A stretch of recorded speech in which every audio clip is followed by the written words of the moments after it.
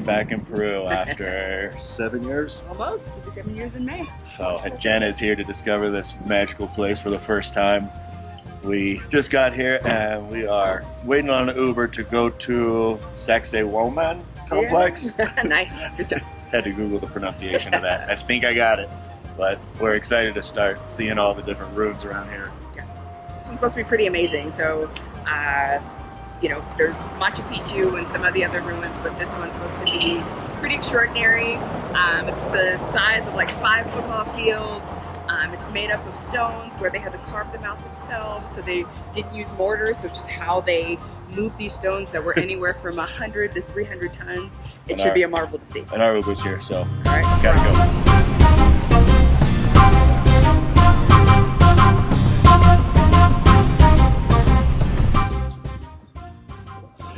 All right, that was what, a 10-minute Uber ride to the base, where then we're asked by a bunch of people to buy different tickets, but yeah, we're gonna go through the office. I don't think we need them. I think after we get to the top of this hill, there's an actual ticket office. Yes. So if we make it, we are at 12,000 feet of elevation. Yeah, it's kind of like when we get at the airport and there's all the people outside. They're like, taxis, taxis, and you're tempted to buy the first person, but you go outside, you meet the proper people. Yeah, we assumed if we had to buy tickets down there, they wouldn't have let us just walk by. So, we'll see you at the top. All right, I think we're getting close already. There's some stones.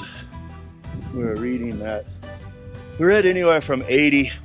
Jen saw 300-ton stones were brought up here.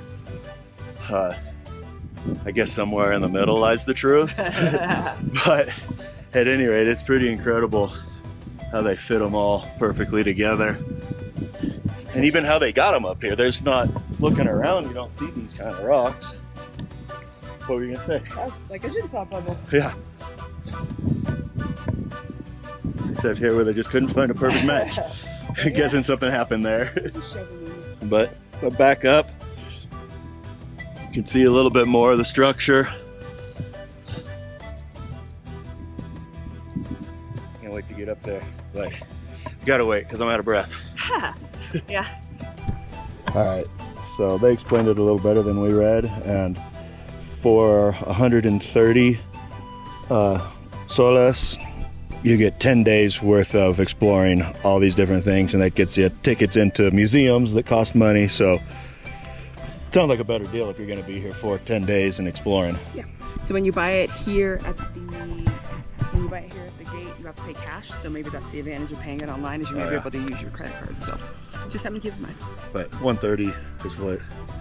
Can you do the math? Nope. 10 is like, so it's like $30 or something. That's not a lot. So yeah, not bad for 10 days worth of exploring. We can put it up above, or you have it. It's $35 each. Yeah, $35 each for 10 days worth of exploring. Tickets, actually he said there's a show that's involved with it, so pretty good deal. Not bad. We'll take it. And there's where we're heading, more uphill. But you'll know the ticket booth when you get there. So this is where you have to pay. You don't have to pay down below where everybody's telling you, hey, give us money. We decided to get a guide, Camilo. Hola, Camilo. Hola, hello, how are you guys? It's Camilo. Welcome, Cusco City. I am Estados Unidos people. He's given us all kinds of good information already. They started the construction here in 1432. Took around 50 years to complete, and by 1532 the Spaniards came and did what the Spaniards do. So But we like that Camilo refuses to give tours to Spain, which is great. And then sadly in 1914 the Sueños started taking pieces of the remains to bring it down into town to build in town. So really there was a lot more left of it. At this point there's 30 to 40% left. And before their own people started doing it, there was almost 70%. So I think it became a UNESCO heritage site somewhere in 1930 something. Well, we'll look up the dates, but I think having the protection from UNESCO keeps what's left. that must have been right after 1938, huh? Look at this. This is the principal festival for the Incas. It's the Inti Raymi. Inti is the sun, Raymi is the festival. In the Incas time is the 21 June in the winter solstice. This is very special. No festival in this here. This big people area. Yeah, many people is the coming for the for the We're drinking, standing in that. No, principal festival the sun. Inti Raymi. Yeah. Inti Raymi. Yeah. The king is all talking or speak Quechua. Quechua, eh? And I think earlier I said that they got the rocks from somewhere else, but they actually dug them up from right here. And you can see this mountainside over here has a lot of big rocks. They just had to unearth them and get them into position and somehow make them fit perfectly. All right, so what Camilo just shared with us, which is really cool, so thinking about the intelligence and how smart the architects were when they built this, was not only have they put little holes there so that as water, as it rained, water as it collected, it would go down through these different holes. And think like a weep hole on a house. So they would come out so that it wouldn't destroy the rock.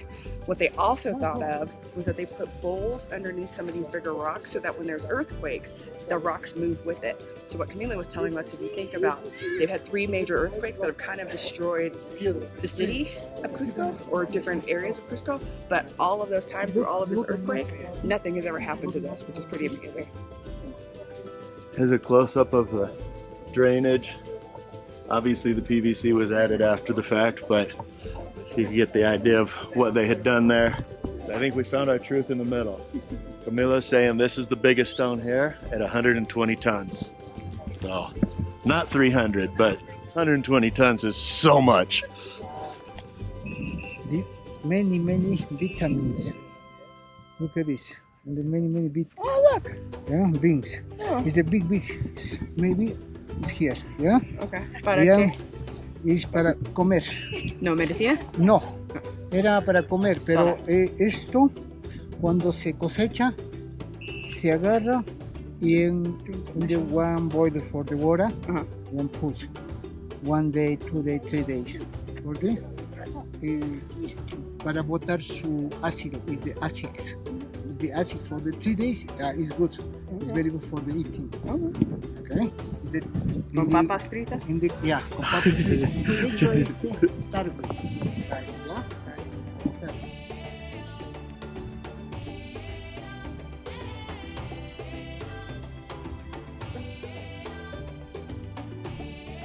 ¿Ya? An altar here where they would put coca leaves on. Probably different fruits as offerings to gods and the Pachamama and all kinds of stuff. Very interesting. So much work. Like you can see, I don't know where these were supposed to be, but all this stuff carved out. When I dig ditches, if I come up against a rock, I get a ditch witch. These guys just went for it. Okay, guys, it's possible you can see this part in the 1996, 97, one archaeological people excavation in this part. I am found many mummies, 45 mummies found in this here, and the noble people, and with gold, silver, potteries. Huh? In the cemetery for the Incas, Wow, and the noble people. so recent. Yeah, 1996. And I guess right here, you can see the separate tombs. Wow.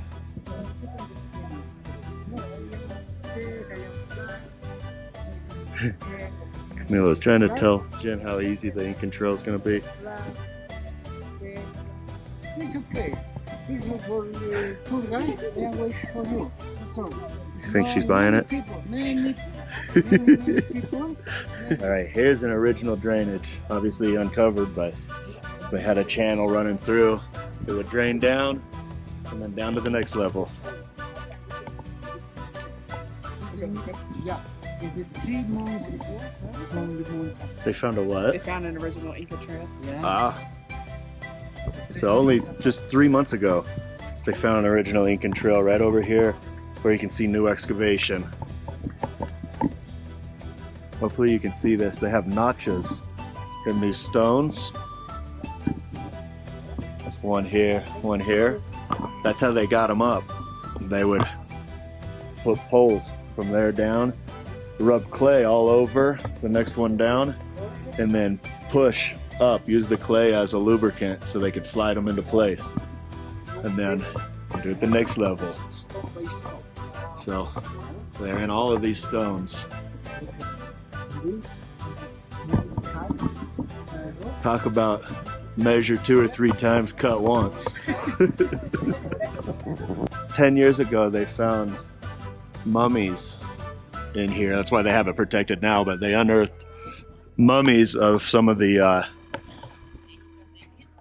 higher people in the Incan tribe. So they are now in the museums. Hopefully we get to go see them.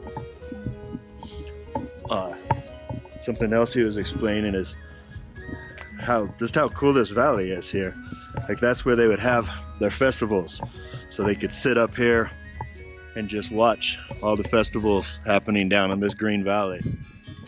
All right, so Camilo just explained to us that all the way up from the top of those mountains, they made an aqueduct down into this valley and up through these channels to feed. Right here, there's a pool. They would use it for drinking water and for... He was saying something, and again, my Spanish is not great, but he was saying something, and again, they really believed in astrology and planned all of this to line up with different astrological things. So this lined up with the Milky Way, and so they believed that the water, because it aligned with the Milky Way, had astrological minerals in it. But it's pretty impressive to be able to seal it off so well that the water could push into the valley and all the way back up here. That's pretty incredible. And I think what else he told us was that they used those different rocks. He's saying that limestone could not sustain the water, it would Erode away. erode. So they learned that there's different rocks that work specifically for the water. So yeah, super smart people. Also, great reason to get a tour guide. This is not stuff we would have known on our own. And it was 50 soles for the 2 of us, so $13 total. They unearthed tunnels that they had cut, connecting different areas through here. So we'll climb in over to this one. Okay.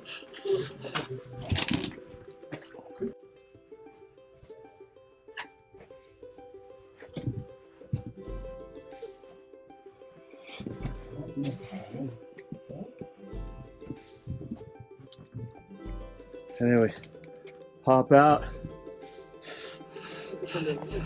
to the Laguna, which I forgot to mention, the bed of this is 3 meters down, so it was quite deep. So the route must have been really rough, because the common people lived up there, and the nobles. The nobles lived over here where we started, and instead of walking on top of the terrain, they took the time to make the tunnels. It's a couple 100 meters long. Yeah. And so that was the only reason for it. And he was explaining that there was water running through that would create oxygen, carrying breathing air and air for their torches, oxygen for their torches to burn so they could see their way through it. Which I'm sure they also designed. It didn't just happen that way. All right, we're done with Sexy Woman and Camilo, who is wonderful. He was. I think Jen's eyes were opened a little bit to how special it is. Yeah, oh my gosh. I got started once we got to the higher part, and he was explaining to us about the history and how much work went into it and how they carved the stones out by hand. I kind of lost it a little bit. I was like, oh no, if I got this from this one thing, I'm gonna be a ballin' mess at Machu Picchu. Yeah. I'm ready. Now she knows why I wanted to come back so bad and hike into Machu Picchu this time. I get it. I understand. It's still gonna be tough. It's gonna be But tough, but I understand.